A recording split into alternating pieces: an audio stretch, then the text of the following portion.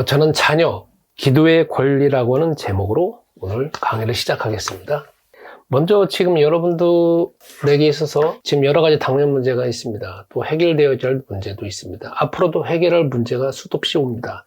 그때 과연 하나님의 자녀로서 어떻게 우리가 기도 응답을 받을 것이냐라는 측면에서 제가 강의를 하고 있고, 여러분의 지금 본격적인 문제로 인하여서 그 문제를 어떻게 해결할 것인지 지금 본격적으로 기도하고 있는 중입니다. 그러면 오늘 제목은 자녀로서 기도의 권리입니다. 이 권리라고 하는 것은 어떤 특정한 주어진 혜택 아니겠습니까? 법적으로 혜택 아니면 어떤 대상과의 관계에서 주어진 혜택을 말합니다. 저는 지금 자녀의 권리를 말할 때에는 특정한 사람이 누구냐면 자녀는 부모님입니다. 그런데 여기서 주 하나님과의 관계에서 권리를 말합니다. 주 하나님이 주신 자녀로서의 권리, 그리고 주 하나님과의 관계에서 신분상의 권리, 그것을 지금 말하고 있습니다. 먼저 우리 사람들은 살다 보면은 수많은 문제가 생기게 돼 있습니다. 인간이 한계를 가지고 있기 때문에. 그래서 내 스스로 가지고 있는 문제, 내 스스로 문제를 만들어내는 경우도 있고, 아니면 외부적으로 내부적으로 내가 관계가 되어지든지 자연 환경이든지 아니면 천재지변 같은 경우에서 불가항력적인 문제도 분명 우리 사람들은 계속 가지고 있습니다. 그래서 우리는 그 문제를 해결하기 위해서 대상자를 찾습니다. 그래서 우리가 바깥에 보면은 대상자를 찾는 그 대상자들이 어떤 이름들이 있든지 아니면 이름들이 없습니다. 인도에 가보면 뭐 동물 해가지고 쥐도 있고, 뭐 원숭이도 있고, 소도 있고, 달도 있고, 별도 있고, 그 다음에 해도 있고, 그 다음에 강도 있고, 뭐 특정한 강도 있지 않습니까? 뭐 바다도 있고, 아니면 우리가 특정한 형태의 이런 어떤 형상을 만들어 놓고, 사람 형상이든지 짐승 형상이든지 아니면 상상 속에 있는 형상을 만들어 놓고, 이 대상자를 찾아서 우리는 문제를 위해서 이 대상자가 해결해 주길 위해서 기도를 하고 있습니다. 그런데 이때 보면은 사람하고 이제 대상자를 놓고 이제 어떤 문제를 놓고 기도할 때 대부분 이 사람과 이 대상자의 관계가 이제 어떤 관계냐 이거죠. 관계. 그러면 대상자는 대부분 다 힘으로 따지면 철저한 의리겠죠.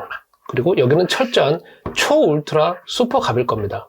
아니면 여기는 힘의 관계에서는 그렇고 신분상의 관계에 대해서는 여기는 뭐 종이라든지 뭐 노예라든지 아니면 제3자라든지 피해자라든지 이런 식으로 해서 전혀 힘도 없는 어떤 그 사람이 여기 이 초월자 아니면 이 대상자는 거대한 힘을 가지고 있는 존재겠죠. 그래서 제발 이 문제 좀 해결해 주세요. 저기 좀 해결해 주세요 할 때 그 기본적인 마음 자세는 종, 노예 아니면 제3자, 특별히 그냥 힘이 없는, 그러니까 제발 도와줬으면 좋겠다는 그러한 신분상의 관계와 마음속의 힘의 관계를 가지고 이 대상자한테 요청을 합니다.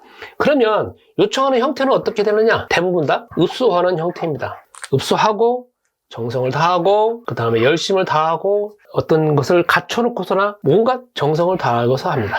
그래서 나의 정성과 나의 노력과 나의 어떤 이 고행을 통하여서 그리고 나의 선행을 통하여서 이 문제가 해결되었으면 좋겠습니다 해가지고 계속 요구를 합니다. 그래서 요구를 해가지고 만약에 응답이 되어집니다. 그러면 여기서는 끝나고 이제 이 대상자는 응답이 되어짐으로 이 대상자가 뭐 살아있다라고 해가지고 어떤 형상을 만들든지 아니면 더 이제 여기에 강화를 하는 형태가 되겠습니다. 그런데 만약에 응답이 되지 않았다. 그렇다라고 하면 다시 어떻게 마음가짐이 가져지게 되냐면 내가 정성이 부족하다, 열심이 부족하다, 내가 선행이 부족하다 해서 계속적으로 더 합니다. 더해서 또 하고 계속 이런 식으로 반복을 합니다. 반복을 하게 되어 있습니다. 결국은 이 사람이 이 문제가 해결되어지지 않은 이유를 어디서 찾냐면 자기 자신에게 찾습니다. 그렇잖아요. 철저히 자기 자신을 찾는 거 아니겠습니까? 그래서 이런 행위를 계속하게 되어집니다. 그리고 이분들이 기도하는 장소가 있습니다. 장소는 어떤 특정한 격리된 장소, 어떤 공공의 장소, 거기에서 이런 형태의 이제 기도를 하게 되어져 있습니다. 이제 우리는 이걸 통하여서 세상 사람들이 지금 기도하고 있는 이 형태를 보게 되어지고, 또 이것은 개신교, 교회당에서도 이런 형태로 기도하고 있는 사람들이 너무나 많고 마음속에서 이런 형태를 가지고 기도하는 형태가 너무나 많다는 겁니다. 그러면 우리는 과연 어떻게 기도해야 되는지, 앞으로 어떻게 기도해야 되는지 한번 살펴보겠습니다. 자, 먼저 우리는 똑같이 사람입니다. 우리 똑같이 문제가 생깁니다. 어차피 이 대한민국 땅에 살고 이 지구상에 살기 때문에 사람들이 가지고 있는 문제나 우리가 가지고 있는 문제나 오고 있는 문제나 가고 있는 문제나 같이 옵니다.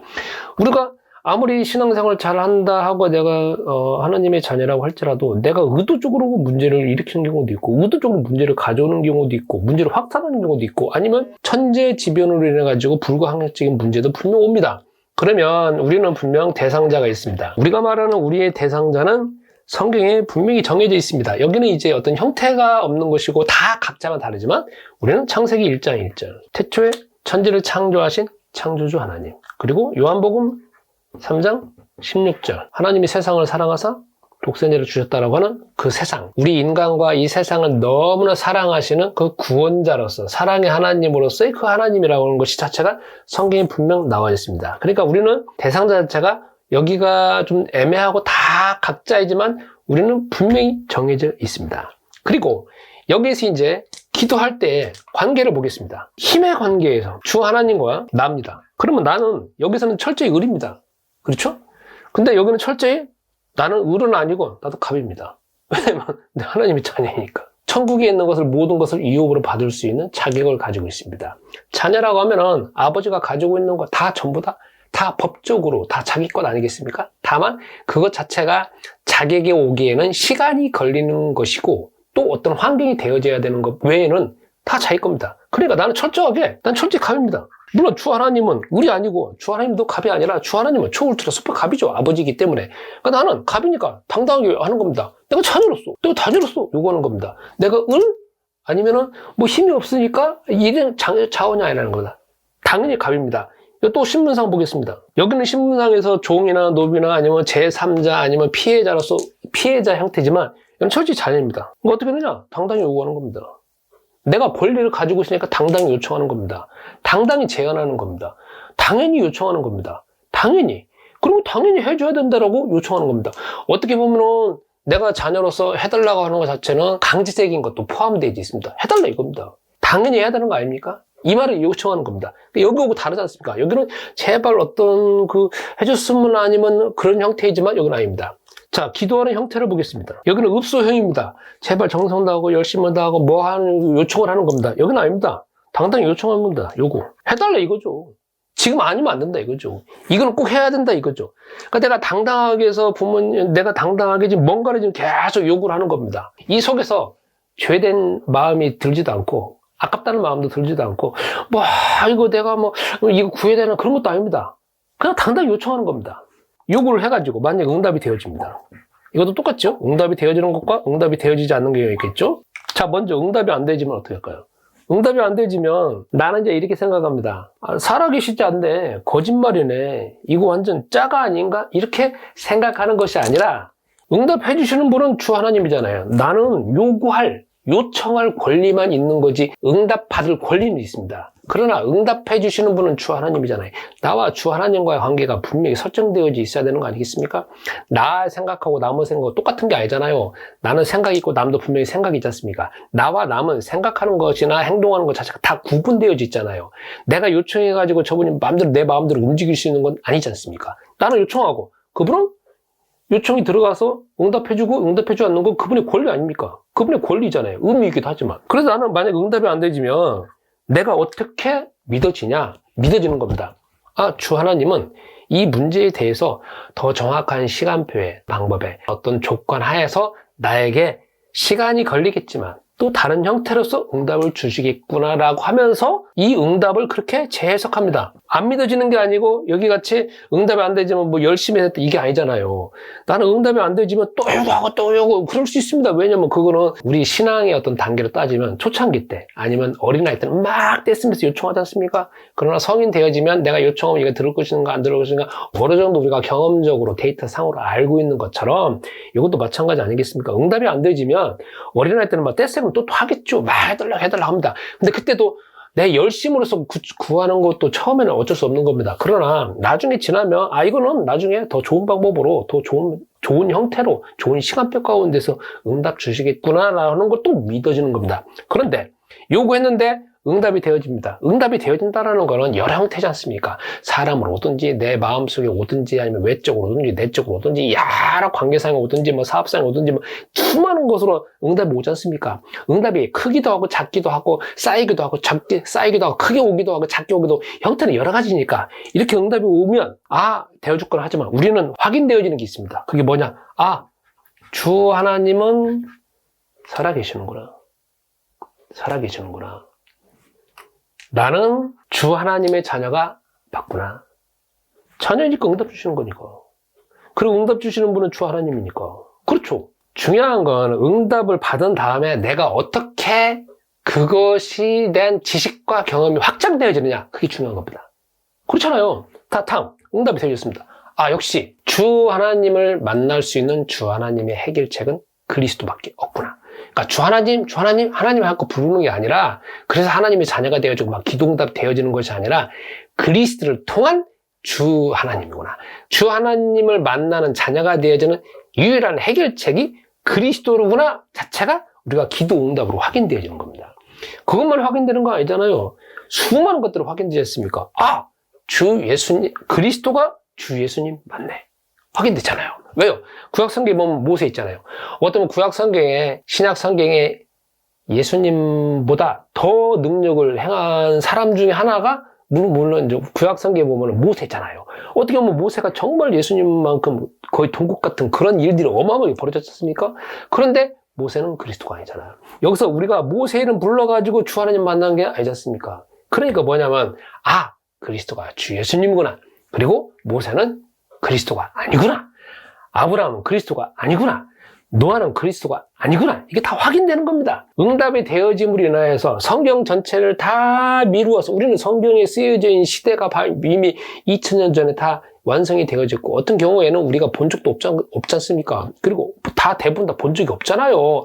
6000년 전에 내가 선악과가 있는지 어떻게 합니까? 에덴 동산이 있는지 어떻게 합니까? 다만 기록되어 있는 거잖아요. 그러나 이렇게 기도응답이 되어짐으로 이 성경 자체가 하나하나가 다 완성되어지고 그것이 성취되어졌기 때문에 오늘날 나에게 이렇게 응답되는 거 아니겠습니까? 그러니까 나는 기도응답을 통하여서 이것 자체가 다 미루어져서 믿어지게 되는 겁니다. 왜요? 그거 이미 기록되어 있으니까. 그게 하나라도 성취가 안 되지면 지금 나에게 이게 자체가 오는 거 아니니까.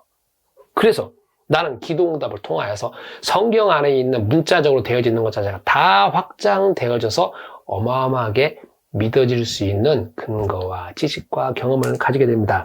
또 여기 보겠습니다. 기도의 장소. 여기는 어떤 격리된 장소, 정의된 장소, 조용한 장소잖아요.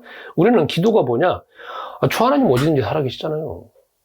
그죠? 그리고 주 하나님 만나는 그리스도 주 예수님도 주 하나님 우편에 계시잖아요. 모든 천지가 주 하나님의 발등상이고 발인데, 그러니까 나는 어디서든지, 교회당에서 기도도 되고, 바깥에 가서도 되고, 길거리에 걸어도 되어지고, 내가 화장실 가서도 기도하게 되어지고, 푸념식으로 해도 되고, 모두 됩니다. 기도는 어떻게 해도 됩니다. 모두 해도 됩니다. 그 다음에, 기도의 언어. 마음대로 해도 됩니다. 길거리 다니면서 말해도 되어지고, 그 다음에 기분 나빠서 막 욕해도 할 수 있습니다. 그러나 내가 어떤 사람한테 하소연한다는 건 그 사람한테 하소연해서 끝나는 것이지만, 또 그 사람은 또 다른 사람한테 말할 수 있는 어떤 여지가 있지 않습니까? 그런데 내가 마음속에 짜증나고 답답하고 화나고 머리에 수도 없는 일이 생기지 않습니까? 근데 내가 속에서 기도하는 겁니다. 주였습니다. 이렇습니다. 주 하나님다. 이렇습니다. 그리스도 통한 주 하나님다. 이렇습니다. 저렇습니다. 얼마든지 말할 수 있는 거고, 얼마든지 욕을 수 있는 거 아니겠습니까? 장소 불문하고 어디든지 내가 대화할 수 있다는 겁니다. 그렇기 때문에 세상에 있는 사람들하고 여기 분명합니다. 우리는 자꾸 기도응답을 받음으로 인하여서 주 하나님 만나는 길이 그리스도라는 것 자체가 더 명확하고 더 세밀화되어지고 더 폭넓게 되어지고 더 확장되어져서 알게 되어짐으로 인하여서 성수 안에 있는 것 자체가 다 폭넓게 다 믿어지게 되는 겁니다. 그러니까 믿는 게 아니라 믿어지게 되는 겁니다. 기도응답을 통하여서. 그러면 오늘 여러분들이 이건 이제 종합적으로 봅시다. 여러분이 가지고 있는 문제들이 많습니다. 여러분이 의도적으로 가지고 있던 문제든지, 의도적으로 지금 문제를 키워지고 있는 문제든지, 아니면 불가항적인 문제들 분명히 있어가지고 지금 이것을 영상을 보고 있는 거 아니겠습니까? 그래서 여러분, 오늘도 기도 제목문 그거 놓고 기도하실 때 마음속 포지션에서 이거 제발 응답 안 되면 안 되는데 이거 해주세요, 도와주세요. 이런 형태로 여기 있다라고만 다시 이 포지션으로. 나는 자녀입니다. 누구? 내 능력으로 된 게 아니라 그리스도라고 하는 주 하나님의 해결책, 그 말씀과 그 믿음, 그 말씀을 내가 믿음으로 내가 주 하나님 됐습니다. 해주시는 겁니까? 해주셔야 됩니다. 당연히 해야 되는 거 아니에요? 어떻게 보면은 협박할 수도 있습니다. 큰 소리를 외칠 수 있습니다. 왜요? 내가 자녀이니까. 그리고 주 하나님이 어떤 식으로 응답 주시는 걸 다 여러 형태니까 수많은 수천만 가지 방법을 통해서 나에게 세밀하게 자세하게 그렇지 않으면 조그맣게 많게 크게 뭐 센세이션을 일으킬 정도로 이렇게 줄 것이니까 나는 나머지 시간에 그게 응답이 어떻게 되는가 확인해 보면 되는 것입니다. 그래서 이번 한 주간도 여러분들이 이 문제에 대해서 도전해 보시고 삶 가운데서 어떻게 응답되는지 확인하시고 응답돼서 또 기도하시고 또 확인하시고 응답되고 확인하고 이게 우리의 신앙생활의 목표이고 가는 방향입니다. 이상입니다.